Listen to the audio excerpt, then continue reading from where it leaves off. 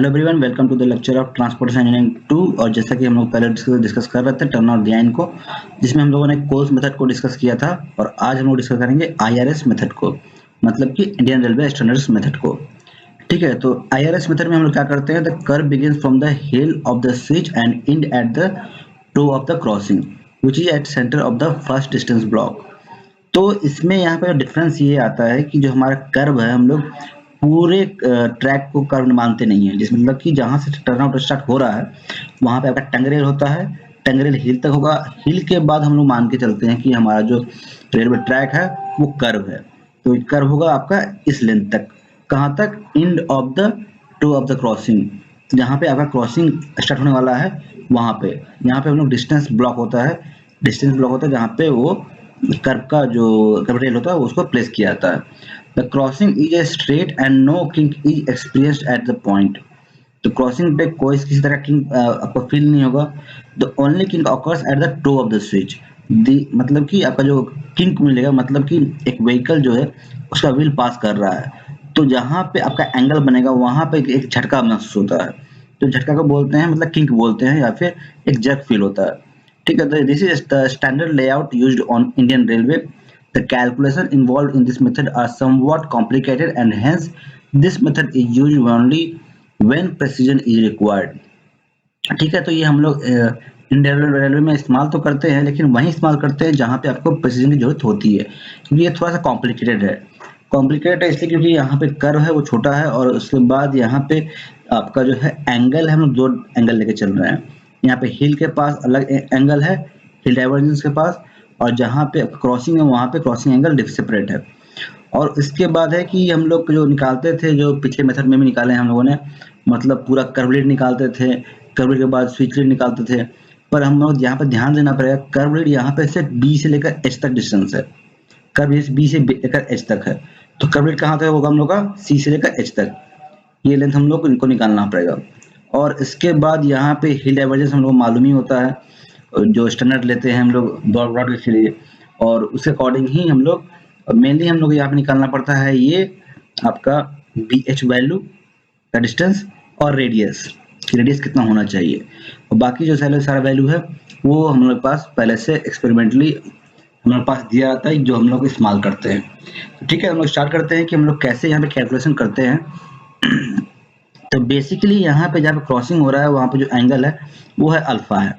ठीक है, तो अल्फा एंगल को यहाँ पे अगर स्ट्रेट लाइन को हम लोग पीछे की तरफ लेके जाएं जो एन पर कट करता है, ये एंगल अल्फा ही होगा, क्योंकि ये दो स्ट्रेट लाइन के पास में है, तो यहाँ पे दो स्ट्रेट लाइन को बीच में एक जो लाइन यहाँ पे क्रॉस कर रहा है, तो ये अल्फा एंगल होगा, तो ये एंगल भी आपका अल्फा होगा, ये एंगल अल्फा हुआ तो ये आपका अल्फा होगा, ये अपोजिट एंगल है। ठीक है, नेक्स्ट है कि यहाँ पे अल्फा एंगल, यहाँ पे जो टंग रेल है वो बना रहा है बीटा एंगल।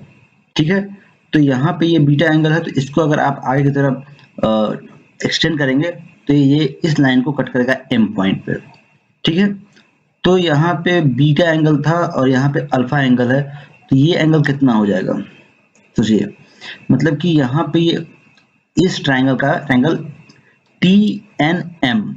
ठीक है, ट्राइंगल टी एन एम में जो ये एंगल बीटा है उसका आउटर एंगल है अल्फा, तो ये एंगल कितना होगा, अल्फा माइनस बीटा होगा, मतलब कि दोनों का सम का जो बराबर होता है आउटर एंगल, ये हो जाएगा एंगल अल्फा माइनस बीटा, ये भी हो जाएगा एंगल अल्फा माइनस बीटा हो जाएगा ये। तो ये एंगल अल्फा माइनस बीटा होगा, इसको हम लॉग बनाकर देखें, triangle B M H, triangle B M H है, तो यहाँ पे इसको देख रहे हैं, यहाँ पे हम लोग ये है आपका है एंगल अल्फा माइनस बीटा। ठीक है, और जहां तक बात है हम लोग का, ये कर्व पे ये पॉइंट बी पर टच कर रहा है, एम से टैंजेंट है, एम से ही पॉइंट से यहाँ पे एच पर टैंजेंट है, तो बी एम और बी एच एम एच बराबर होगा, तो यहाँ पे होगा बी वैल्यू बी, और यहाँ पे पॉइंट एम है, यहाँ पे एच है, तो यहाँ पे जो डिस्टेंस है B M equal to M H होगा। ठीक है, तो ये एंगल कितना हो जाएगा, जो इतना एंगल ये होगा उतना ही एंगल ये भी होगा, ये दोनों साइड्स बराबर है, तो यहाँ पे दोनों एंगल का जो सम होगा वो आउटर एंगल होता है, और दोनों एंगल इक्वल है, तो एंगल एम बी एच में कितना हो जाएगा, और M angle M H B, तो यहाँ पे देख सकते हैं, तो एंगल MHB और डॉक्टर एंगल MBH दोनों मिलके अल्फा माइनस बीटा बाई 2 हो जाएगा, क्योंकि दोनों सेम है और दोनों को ऐड करने पर अल्फा माइनस बीटा आना चाहिए, इसलिए यहाँ पे ये angle alpha minus beta by 2 हो जाएगा। तो अब बात करते हैं कि हम लोग का BC कैसे निकालेंगे। ठीक है, तो BC अगर हमको निकालना है तो BC लेंथ निकालना के लिए हम लोग क्या कर सकते हैं, AD में से AB और CD माइनस कर दें तो BC निकल जाएगा। ठीक है, AD minus AB plus CD। तो AD कितना है, AD हमारे पास जो है वो है गेज लेंथ के बराबर है, G है। ठीक है, और जहाँ पे AB और CD क्या है, जो है AB है ये वैल्यू, ये आपका बराबर होता है हील डाइवर्जेंस के बराबर। मतलब जो आपके स्टॉक रेल है और टंग रेल के बीच जो डिस्टेंस है, जहाँ पे हम लोग फ्लेंज वे प्लस जो इसका विड्थ है उसके बराबर लेके चलते हैं, ये वैल्यू हमेशा हम लोगों के पास दिया रहता है। तो हमारे पास D वैल्यू मालूम रहेगी, प्लस जो CD है, CD डिस्टेंस है, तो हम लोग को यहाँ पास अगर यहाँ पे डिस्टेंस मालूम है, ये हिल ब्लॉक से हम लोग मतलब ये जो डिस्टेंस ब्लॉक से आपका क्रॉसिंग कितना डिस्टेंस पर है, थ्योरेटिकल नॉलेज ऑफ क्रॉसिंग कितना डिस्टेंस पर है आपका मेजरमेंट होगा, तो H मालूम होगा, तो ये अल्फा एंगल, तो ये भी अल्फा एंगल हो जाएगा। तो ये H का जो है ये कॉस कंपोनेंट ये HP होता है और HP के बराबर ही आपका CD होगा। तो यहाँ पे हो जाएगा, सॉरी यहाँ पे साइन कंपोनेंट होगा, तो ये साइन कंपोनेंट आपका CD हो जाएगा, जो कि हो जाएगा H sine alpha, cos component PE होगा। ठीक है, तो यहाँ पे जो टोटल आ जाएगा BC का लेंथ हो जाएगा G minus D plus H sine alpha. ठीक है, आगे हम ऊपर से हम लोग को निकालना था, हम लोग को लीड क्रॉसिंग, एक क्रॉसिंग लीड, मतलब कि ये आपका जहां से स्टार्ट हो रहा है हिल, जहां पे क्रॉसिंग स्टार्ट खत्म हुआ है, उसके बीच का डिस्टेंस कितना होना चाहिए। ठीक है, तो यहाँ पे ये मांग चलते हैं CH डिस्टेंस है, तो CH डिस्टेंस आपका L होगा। ठीक है, तो L कैसे निकालेंगे हम लोग, यहाँ पे G minus TH sine alpha, ये आपका BC लेंथ है। ठीक है, तो BC का, और ये इनको मालूम है कि ये जो एंगल है ये आपका अल्फा माइनस बीटा बाई 2 था। ठीक है, और ये एंगल जो है आपका है अल्फा, ये टोटल एंगल जो है आपका अल्फा है। ठीक है, तो अल्फा माइनस बीटा बाई 2 अगर ये करेंगे तो आपका यहाँ पे आ जाएगा अल्फा प्लस बीटा बाई 2। तो यहाँ अल्फा में से हम लोग alpha minus beta by 2 minus करेंगे, जैसे कि अल्फा माइनस बीटा बाई 2 क्या हो जाएगा इसमें, ये करेंगे तो हमारे पास आएगा 2 alpha minus alpha plus beta, तो यहाँ पर जाएगा ये अल्फा प्लस बीटा बाई 2।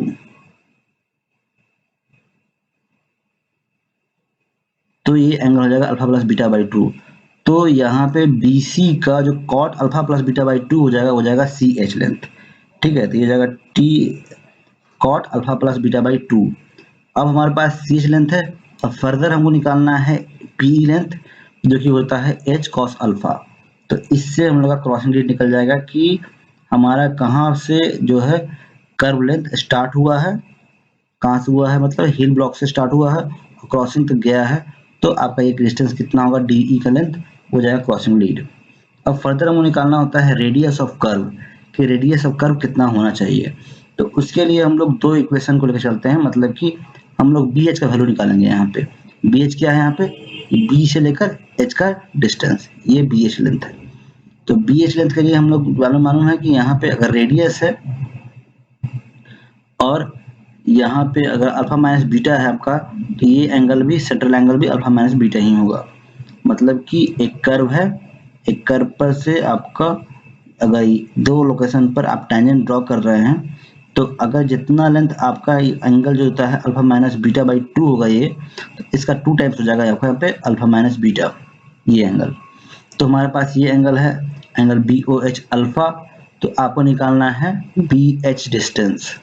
तो जिस ये एक कॉर्ड है इस कर्व का, तो कॉर्ड निकालने के लिए आप लोगों ने सर्वे में पढ़ा होगा कि किसी भी कर्व में अगर रेडियस पता हो, आपका इंटरनल एंगल पता हो, तो आप 2r साइन डेल्टा बाई 2 जो आपने सर्वे में पढ़ा था उससे आप निकाल सकते हैं। तो यहाँ पे 2r sine alpha minus beta by 2 इस वैल्यू फॉर्मूले से आप निकाल सकते हैं ये कॉर्ड, लॉन्ग कॉर्ड का लेंथ।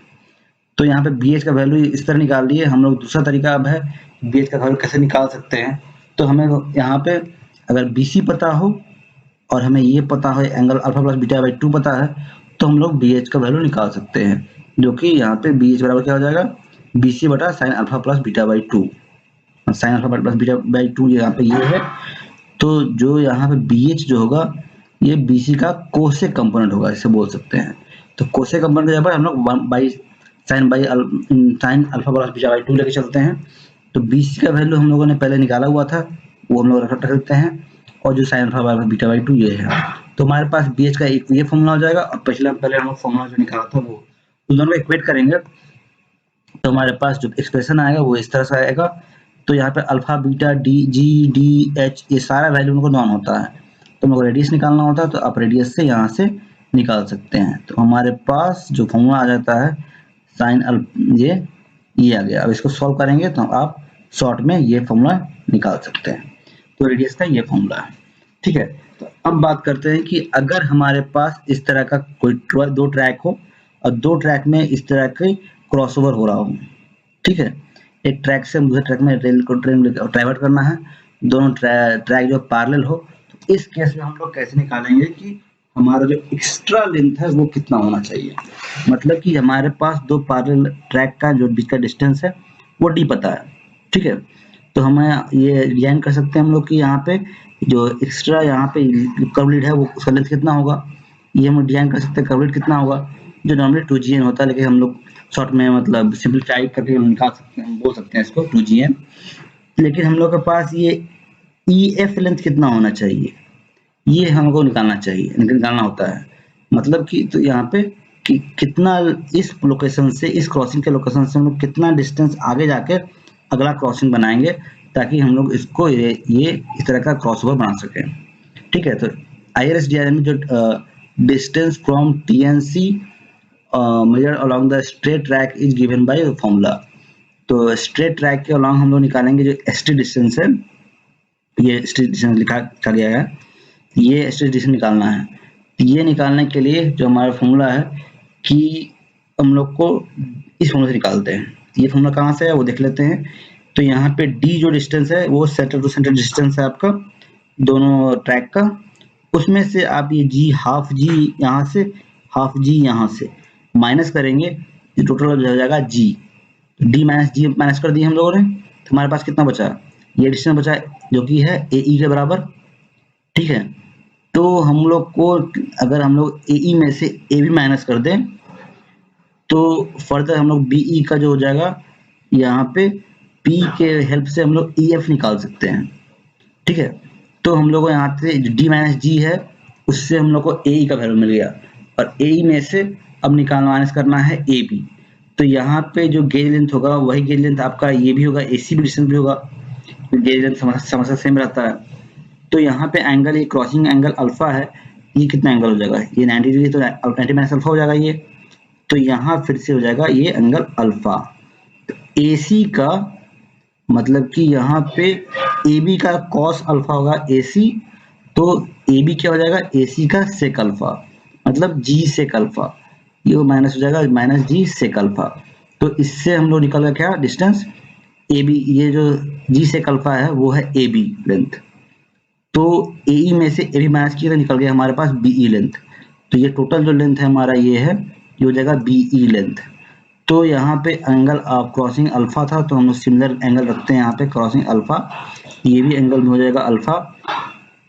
तो इसकी हेल्प से हम लोग निकाल सकते हैं BE कॉट अल्फा निकालेंगे तो आपका निकल जाएगा EF। तो यहाँ पे कॉट अल्फा निकालेंगे तो हमारा जाएगा EF, तो टोटल हो जाएगा ये जो डिस्टेंस है वो ST के बराबर है। तो अगर आप सिंपलीफाई करेंगे तो कॉट से D कॉट अल्फा हो जाएगा यहाँ पे, माइनस G कॉट अल्फा हो जाएगा, और माइनस G सेक इंटू कॉट अल्फा हो जाएगा, ठीक है। तो यहाँ पे शॉर्ट में G कॉट अल्फा रखते हैं, तो जो minus G sec alpha G cot alpha जो है, अगर आप इसको देखें तो क्या हो जाएगा, ये इक्वल हो जाएगा G 1 by cos alpha into cos by sine alpha, ठीक है, कॉस बाई साइन अल्फा।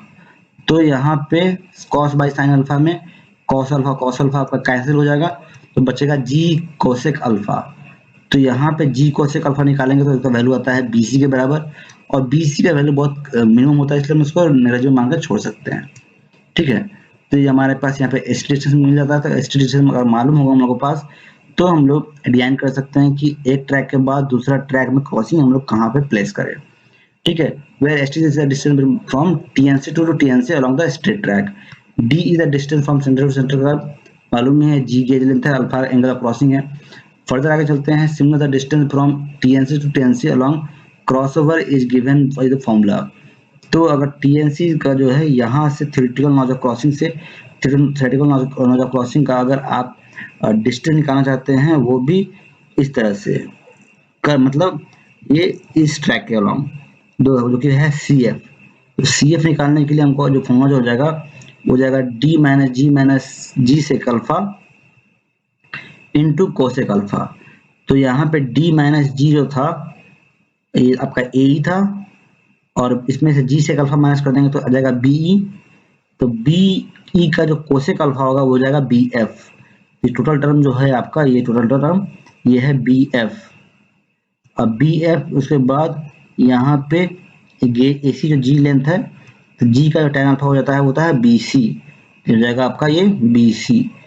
तो BC plus BF plus BC हो जाएगा आपके पास CF। ठीक है, तो इसी तरह इसमें हम लोग निकाल सकते हैं CF का वैल्यू। तो मेन जो है आपका इसमें आप सारे फॉर्मूले में का जो प्रोसेस है कैसे निकाला गया है वो याद रखेंगे, तो आप अगर एग्जाम भी आता है तो आप इसको ड्राइव कर सकते हैं।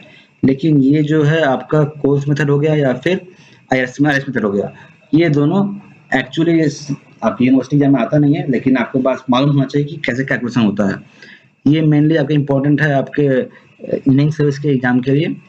तो इसके लिए आप ये सारे फॉर्मूले या तो याद कर सकते हैं या तो मेन इसका प्रोसेस याद रख सकते हैं। प्रोसेस याद रखेंगे तो आप फॉर्मूला टाइप कर सकते हैं। ठीक है, और इस पे जो भी क्वेश्चन आते हैं वो मेनली आते हैं आपके फॉर्मूला बेस्ड क्वेश्चन आते हैं। फॉर्मूला पे आप वैल्यू पुट कीजिए और डायरेक्ट आंसर निकाल सकते हैं। ठीक है, तो यहाँ पे आपका पॉइंटर क्रॉसिंग खत्म होता है। अगले लेक्चर में हम वो डिस्कस करेंगे स्टेशंस एंड यार्ड्स के बारे में। ठीक है, थैंक यू।